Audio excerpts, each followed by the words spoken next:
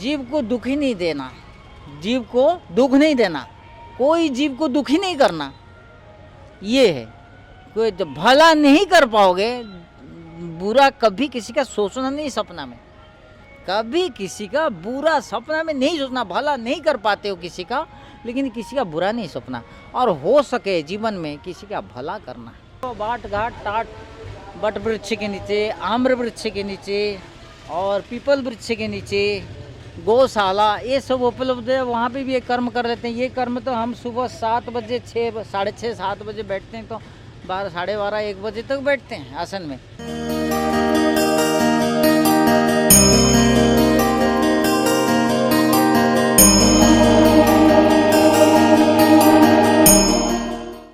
राधे राधे, हर हर महादेव, जय गुरुदेव। साथियों, जैसे कि धर्म की यात्रा आप सबको पता है, अभी गुजरात है और गुजरात में गिरनार हूँ। जी हाँ, जूनागढ़ गिरनार हूँ। यहाँ पर कुछ संतों के दर्शन के लिए आया हूँ, क्योंकि गिरनार में जो परिक्रमा है, अभी जो गिरनार में परिक्रमा चल रही है, यहाँ पर बहुत सारे संत आए हुए हैं।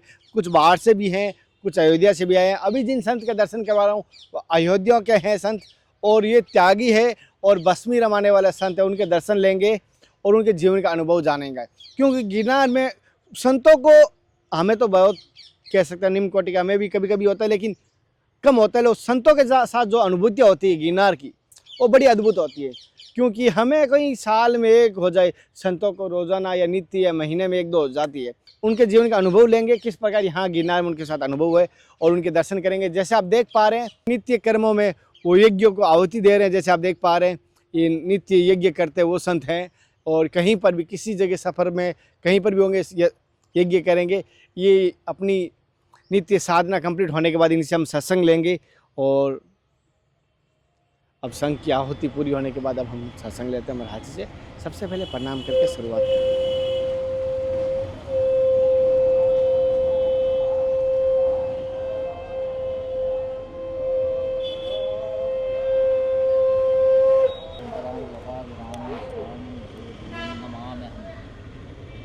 ये सबसे बड़ी चीज़ है। जी का दिया हुआ, सभी संतों का दिया हुआ शुभ नाम क्या आपका प्रभु जी? हमारा गुरु जी का दिया हुआ छोटा सा नाम है श्री गोकर्ण दास महात्यागी। अच्छा। और परम पूज्य सदैव गुरु जी का नाम महाराज जी? श्री 1008 से नारायण दास जी महाराज। अच्छा। ये जो आप धुना तापते हो, मैं देख रहा हूँ बहुत सारे संतों को नित्य, जैसे अभी आप यात्रा पे फिर भी ये व्यवस्था रखते हो आप? तो ये व्यवस्था हम यात्रा में जैसे आए, तीर्थ करने आए, और कहीं जो क्या तीर्थ वार तो होता ही है, परिक्रमा है, तीर्थ है, यात्रा है, ये सब साधु संत का रहता ही है पहले से। अब जो साधु संत कर्मकांडी है, उसमें कर्मकांडी के साथ ही वो तीर्थ करेगा, या परिक्रमा लगाए, जो भी है नित्य नैमित्तिक जो प्रतिदिन का सुबह का, प्रातः का, संध्या का जो संध्या का काम है वो तो करेगा। ये अग्निहोत्र कर्म है, ये हवन विधि है, ये हमारा रामानंदीय वैष्णव के लिए प्रथम कार्य है। क्यों ना, भगवान राम तो यज्ञ जोनी कहते हैं। हवन से, यज्ञ से उनके प्रकट हुआ कि नहीं, उनका प्रकट हुआ। तो आप तो जानते हो, यज्ञ भगवान ने आए, थाल लेके, प्रसाद लेके दशरथ को दिए, 3 रानी को, पट रानी को उन्होंने दिया, 3 रानी को। तो फिर भगवान राम जी के प्रकट होता है। भय प्रकट कृपाला दीन दयाला, भय प्रकट कृपाला, तो प्रकट होते हैं भगवान। तो इनको इसमें त्रेता में भगवान के ये यज्ञ जो नहीं कहा गया, यज्ञ अर्थात हमारा रामानंदीय संप्रदाय में, वैष्णव संप्रदाय में अग्निहोत्र हवन विधि जो है अनिवार्य है प्रत्येक वैष्णव को। वो चाहे यात्रा में जाए, वो अपने आश्रम कुटिया में रहे, आखेड़े द्वारे में रहे, गंगा तट में, अपना यमुना जी के तट में, कहीं पे भी, वृंदावन में रहे, काशी में रहे, मथुरा में रहे, चित्रकूट में रहे, कहीं पे भी रहे, गिरनार में रहे, सोमनाथ में, वो प्रतिदिन का नित्य कर्म जो नित्य हवन विधि जो है उसका करना अनिवार्य है। इसके साथ साथ हम चलते हैं, 2 झोली रखते हैं बड़े बड़े, जिससे 2-4 किलो 5 किलो हवन सामग्री रहता है।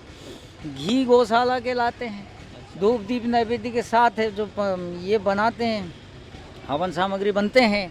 अगर टगर, नगर वथा, कपूर, कचरी, बायबनी, चंदन, चूरा, ये सारे शास्त्रीय विधि से वनस्पतियाँ हैं, शास्त्रीय विधि से उसको सब साथ लेके चलते हैं। और वहीं कहीं देख लेते हैं अपने रामानंदी आश्रम हो गया, जहाँ ये अनुकूल है ये व्यवस्था वहीं करते हैं, नहीं तो बाट घाट टाट बट वृक्ष के नीचे, आम्र वृक्ष के नीचे और पीपल वृक्ष के नीचे, गौशाला, ये सब उपलब्ध है, वहाँ पे भी ये कर्म कर लेते हैं। ये कर्म तो हम सुबह 7 बजे 6 साढ़े 6 7 बजे बैठते हैं, तो 12 साढ़े 12 1 बजे तक बैठते हैं आसन में। लेकिन यहाँ यात्रा में संक्षिप्त अपना जो है नियम ना टूटे, इसी हिसाब से चलाते रहते अभी। गुरुजी, जैसे मैं एक बात कहना चाहता हूँ, जैसे आप भभूति रमाते हैं, ये कब से रमाते हैं? इससे भभूति रमाने से क्या फायदा है साधक को? शंभु रूप भगवान शंकर को मानने वाले, उनका भी एक वेशभूषा बनाया गया शास्त्रीय, शंभु रूप। इसको क्या कहते हैं? शंभु रूप शंकर भगवान की अवधूत रूप है। और इसमें हमारा वैष्णव संप्रदाय में, रामानंदीय वैष्णव में भस्मी धारण की विद्या है। अर्थात रामानंदाचार्य तो जानते हैं, तो रामानंदाचार्य जी जो है इस विधि बताया हमारा वैष्णव संप्रदाय के लिए, विरक्त वैष्णव संप्रदाय के लिए ये विधि बताया। हमारा भस्मी कैसे बना? जो अग्निहोत्र कर्म हुआ, समिधा आम की लकड़ी, जैसे पीपल की लकड़ी, जैसे खेजड़ी की लकड़ी, जैसे ढोक की लकड़ी, गौमाता के कंडे के जो साधन लेके हम राम मंत्र से, वैदिक मंत्र से जो हवन विधि करते हैं, अग्निहोत्र कर्म करते हैं, उस कर्म से, कर्म द्वारा जो भस्मी बनती है, उस भस्मी को हम वैष्णव जो है विरक्त, रामानंदीय विरक्त, इसी को रमाते हैं। भस्मी रमाने का अनिवार्य है प्रत्येक साधु, वैष्णव साधु विरक्त, संपूर्ण विरक्त साधु, जिनको हम त्यागी कहते हैं, महात्यागी कहते हैं, तो इनको ये भस्मी धारण का विधान है रामानंदाचार्य के पीरियड से। रामानंदाचार्य तो जानते हैं ना अपना, उनको कौन नहीं जानता? हाँ, तो रामानंदाचार्य जी के पीरियड से विधान बना गया। भस्मी गायत्री इसमें आता है। हाँ, ओम, ये तो गायत्री मंत्र से ये भस्मी मंत्र है, भस्मी द्वारा इसको चढ़ाया जाता है। और ये प्रत्येक जो है रामानंदीय वैष्णव का विधान है। कोई भस्मी नहीं रमा पाता है, रुग्ण अवस्था है, तो भस्मी का तिलक करके मंत्र पढ़ना पड़ेगा उसको। जिसका शरीर स्वस्थ है उसको संपूर्ण साष्टांग भस्मी जो है पूर्ण भस्मी धारण करना पड़ेगा। इसमें हमारा रामानंदीय संप्रदाय में एक भस्मी धारण प्रक्रिया है, भस्मी पलटन प्रक्रिया है। दोनों का मंत्र रामानंदाचार्य की सिद्धांत पटल में आता है, तो उसी द्वारा ये होता है।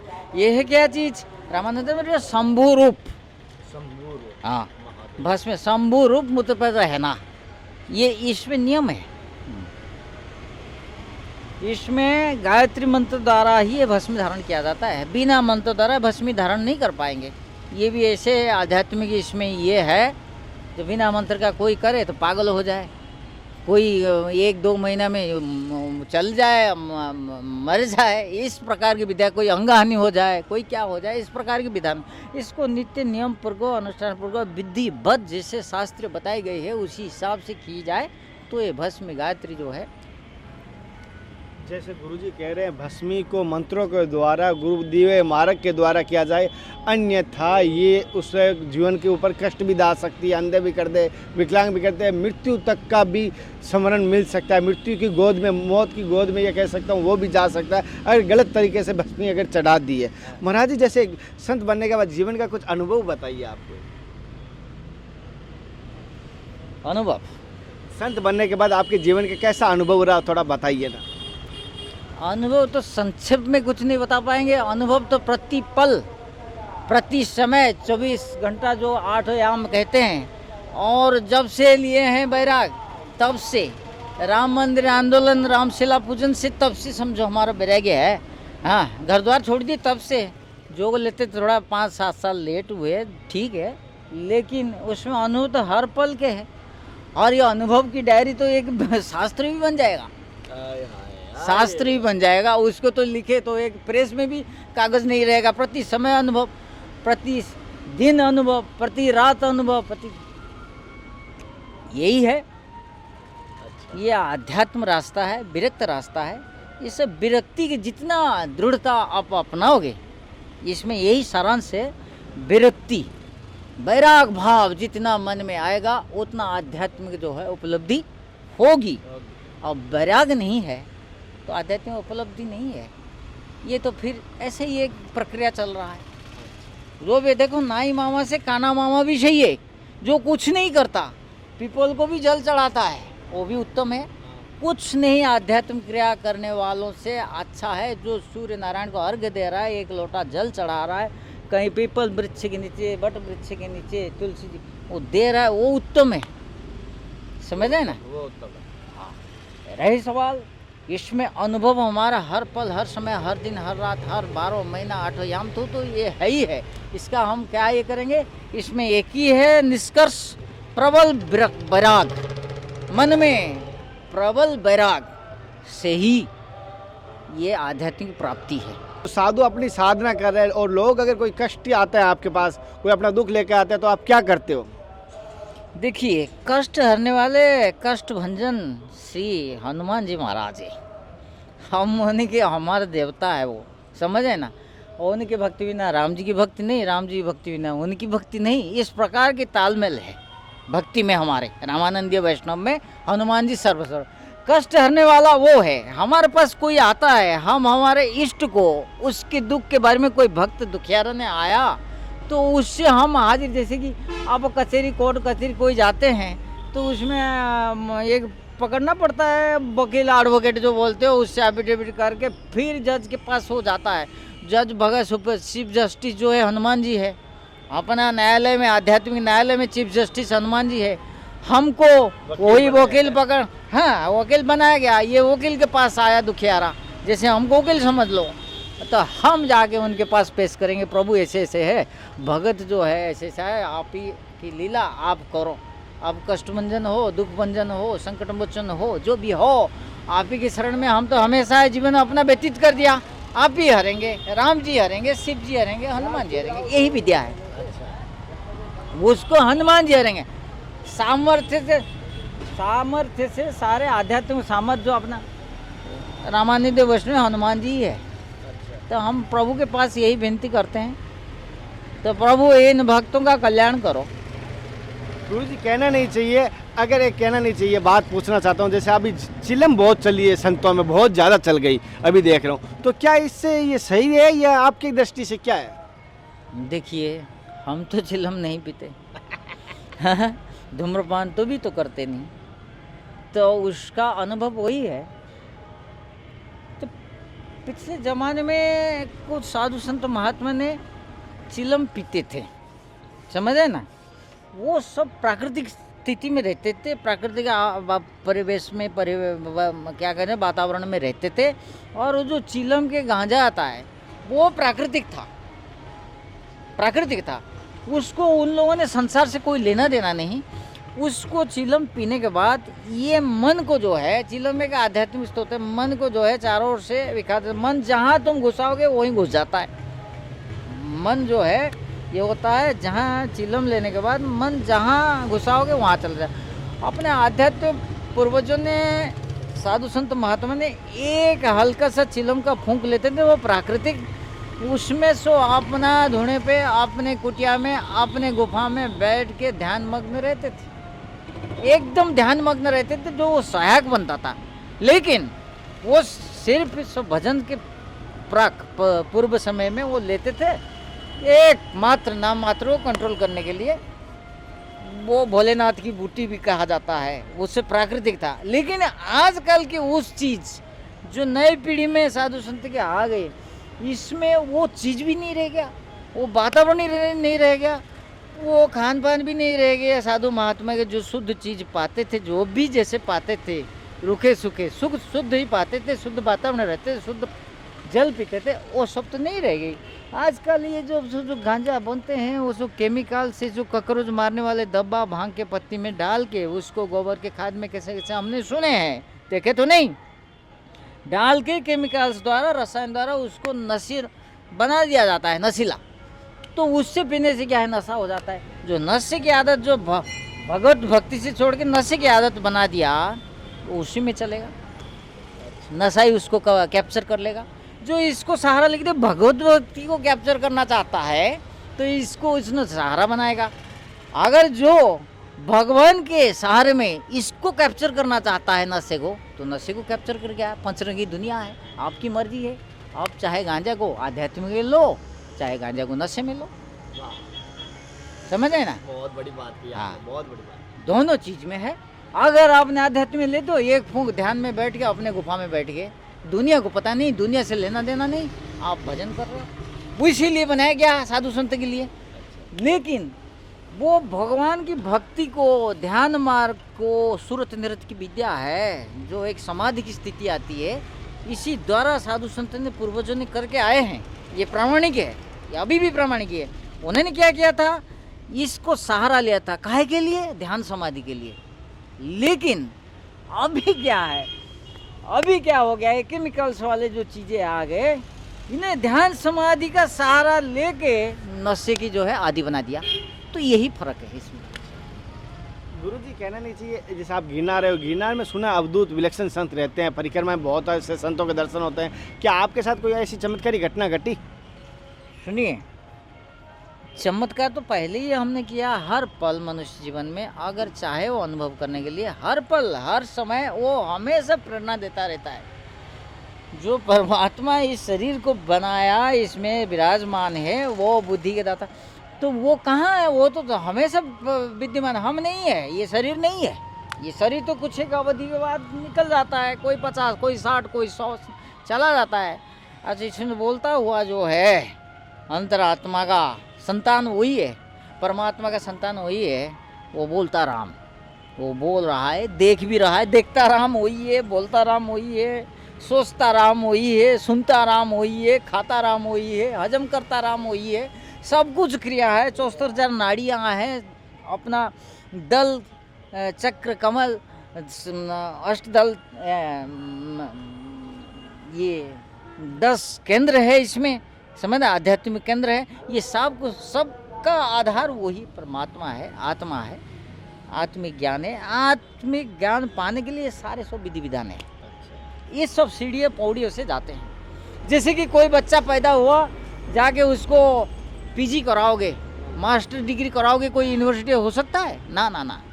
बच्चा पैदा होता है 5-6 साल का, 4-5-6 साल का होता है, तो फिर आंगनबाड़ी, प्राइमरी, ये सब जो कहते हैं, ओ आ ई, उस अक्षर का प्रबोध कराते हैं। उसके बाद धीरे धीरे पहली, दूसरी, तीसरी, तो ऐसा पढ़ता पढ़ता अष्टमी, नवमी, वो सब फिर इंटरमीडिएट, हायर सेकेंडरी जाके कॉलेज को जाता है। उसे पौड़ी है। सब पौड़ी का अपने अपने महानता है। अब जो आज प्रोफेसर है, कोई पीएचडी किया प्रोफेसर है, कोई साइंटिस्ट है, कोई कुछ है, वो भी ओ आ ई पढ़ के आया है, वो तो मानने का था। उसको नहीं पढ़े तो इसको नहीं पढ़ पाएगा। इस प्रकार के सारे विधान आध्यात्म में बनाया गया, पौड़ी पौड़ी पौड़ी दर पौड़ी। लेकिन हम लोगों को पौड़ी से पौड़ी आगे चलना चाहिए, एक पौड़ी में रहना नहीं चाहिए। नहीं तो हमने आध्यात्मिक प्राप्ति के लिए किसी का सहारा ले सकते हैं, सटीक सहारा, लेकिन वो सहारा के लिए हम आध्यात्म में ये करेंगे, वैसे नहीं। ये हाँ, जैसे आपके पास बहुत सारे भगत आते हैं, तो आप क्या मार्ग बताते हो? मार्ग तो हमारा एक ही है प्रभु, जीव को दुख ही नहीं देना, जीव को दुख नहीं देना, कोई जीव को दुखी नहीं करना। ये है। कोई तो भला नहीं कर पाओगे, बुरा कभी किसी का सोचना नहीं, सपना में कभी किसी का बुरा सपना में नहीं सोचना। भला नहीं कर पाते हो किसी का, लेकिन किसी का बुरा नहीं सोचना। और हो सके जीवन में किसी का भला करना। और इसमें जीव आत्मा के भला, उसमें नंगे पीठ वाले जीव जंतु भी आते हैं, केवल मनुष्य नहीं। मनुष्य से श्रेष्ठ है, इसकी पूजा तो हमेशा है। लेकिन मनुष्य अगर ये कर्म किया, निष्कर्म कर लिया, वो जीव जंतु से भी बेकार हो जाता है। तो मनुष्य का कर्म, जीव नंगे पीठ से और दया करना। गौ माता, ये कुत्ते हो गए, गौ माता, चिड़िया चिड़िया, सब जीवात्मा है।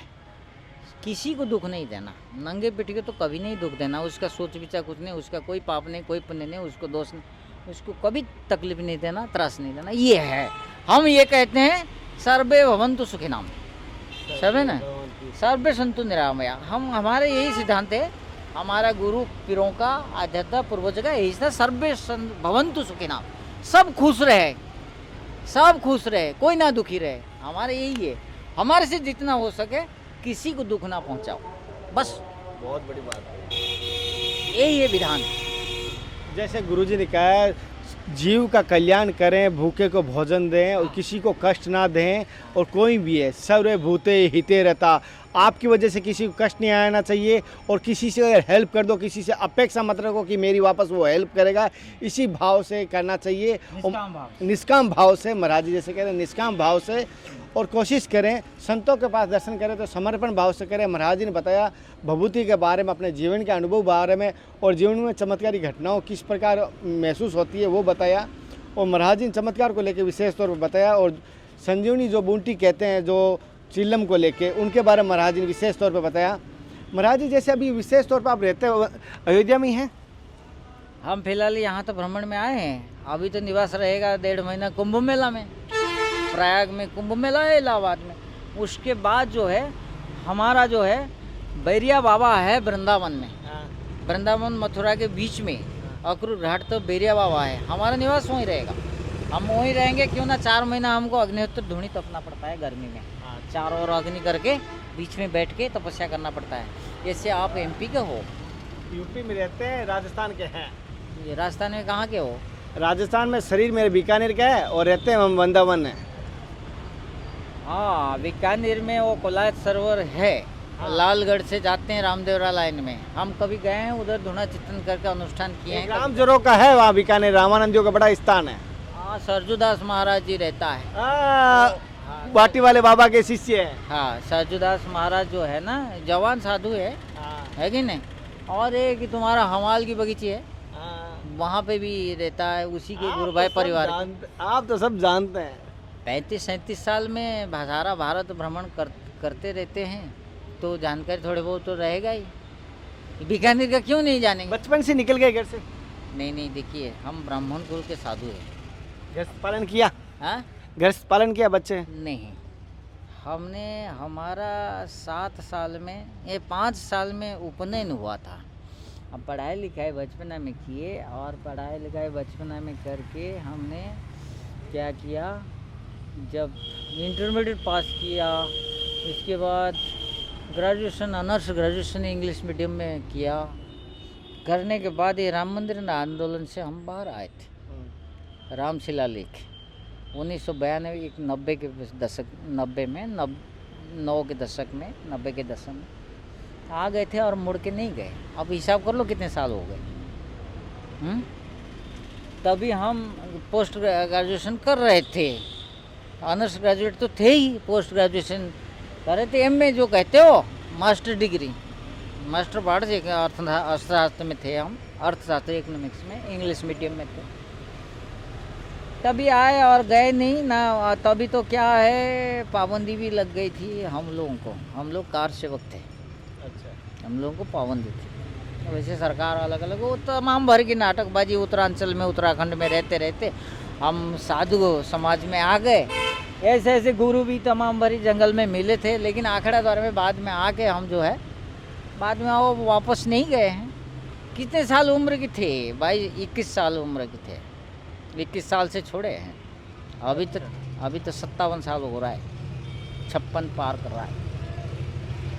जैसे महाराज जी अपने जीवन को महाराज जी नंगे पैर रहते हैं क्या आप? हमेशा नंगे पैर की क्या भाव है कि आप नंगे पैर चलते हैं? देखिए, ये हम लोगों का ये मान्यता है। मान्यता क्या है ये? ठीक है, हम लोगों के विधान है, नियम है। भगवान राम ने, राम जी के जो वनवास है ना, वनवास के जो रूप है, जो उनके जीवन है, उनका जो जीवन है वनवास के अंदर 14 वर्ष, वो नंगे पैर रहते। लक्ष्मण जी भी नंगे पैर ना, माता सीता भी, सब नंगे पैर रहते थे। जब राम जी ने नंगे पैर रहते, सब छोड़ दिया उन्होंने, चरण पादुका फदुका सब छोड़ दिया, तो उन्होंने नंगे पैर 14 वर्ष रहे। अब भगवान कृष्ण को पकड़ ले हैं, वो भी अपना वैष्णव के तो है ही है। भगवान राम और कृष्ण में क्या फ़र्क है? कोई फ़र्क है क्या? तो भगवान कृष्ण भी 12 वर्ष ब्रज में गोचरा है, वो भी नंगे पैर रहे। देख लेना आप भागवत जी में, वो कोई खड़म नहीं पहने थे, वो भी नंगे पैर गोचर आते थे। यही विद्या है साधुओं की। जब भगवान, जब तक अपना जीवन है वनवास, ये जो वनवास ही कहते हैं, राम जी के वनवास, साधु की जीवन, समझे ना। तो साधु इस हिसाब से हम तब से जो है कुछ दिन तो चप्पल पहने थे तो घर से निकले थे, आपके जैसे पैंट शर्ट पहन के तो निकले थे, चप्पल भी था। जब साधु साई विद्या लिए, साधु साई में आए, तो ये चप्पल उप्पल सब त्याग करना पड़ता है, लंगोटी धारण करना पड़ता है, आपके चड्डी उड्डी पैंट शर्ट उसे गंगा जी में फेंकना पड़ता है, विसर्जन करना पड़ता है। इधर गंगा जी में नहीं, गंगा जी में जहाँ कूड़ा करकट में वहाँ पे विसर्जन करना पड़ता है। और फिर जो है लंगोटी गुरुजी का दिया हुआ लंगोटी धारण करना पड़ता है, तिलक धारण करना पड़ता है, भस्मी धारण करना पड़ता है। और तो 5 संस्कार होते हैं उसमें, हमारा वैष्णव के 5 संस्कार होते हैं। 5 संस्कार तो उस सब क्या बताएंगे, वो तो सारे तमाम भर के जो बताते रहेंगे। साथ जी साथ ही जैसे महाराज जी से हमने सत्संग ली, कैसी लगी? अद्भुत विलक्षण सत्संग थी। और महाराज जी ने अपने जीवन के बारे में इतना सरल और कोमल हृदय से बताया, और निर्मल हृदय के संत है, और ऐसे संत बड़े विलक्षण मिलते हैं। महाराज जी रामानंदी है और अपने जीवन का अनुभव के साथ हमें सत्संग दी। अगले दर्शन और सत्संग में फिर मिलते हैं, तब तक जय हिंद, वंदे मातरम, हर हर महादेव, हरे कृष्णा, हे नाथ हे मेरे नाथ। मैं आपको बोलूँ नहीं, जय गुरुदेव, जय श्री सीताराम। जय श्री कृष्ण।